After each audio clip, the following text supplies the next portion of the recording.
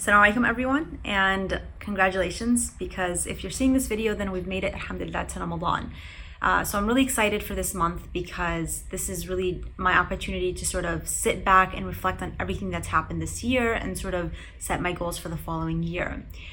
And so this Ramadan, my goals are pretty personal and hopefully will help benefit anyone else who has, similar struggles. I'm the kind of person who's always on the go. I'm checking things off my list. It's you wake up and, what am I going to do today? I always joke with my friends that, most people see the day as all fun unless they're working.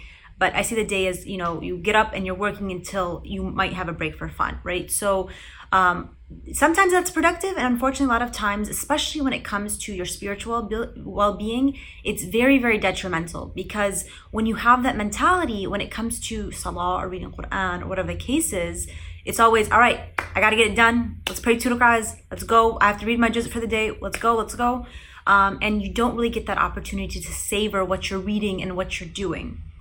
And so for anyone who has a similar mentality or just in general, what I intend to do, and hopefully this will benefit you as well, is that for every juz of Quran I read, or for anything I do in relation to building my iman or coming closer to Allah subhanahu wa ta'ala, I want to walk away with, three lessons. So every day before I read my juz of Quran or review or whatever it is, I'm going to tell myself, by the end of this, I'm going to be able to come away with 3 life lessons or 3 just reflections, the stories that are mentioned in the Quran, whatever the case is.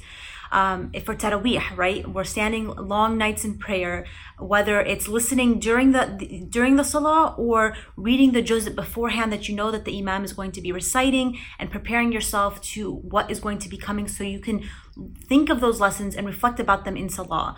So I'm really excited to be able to do that, just because I want, at the end of every day, have a list of, 10 different things to walk away with, reflections.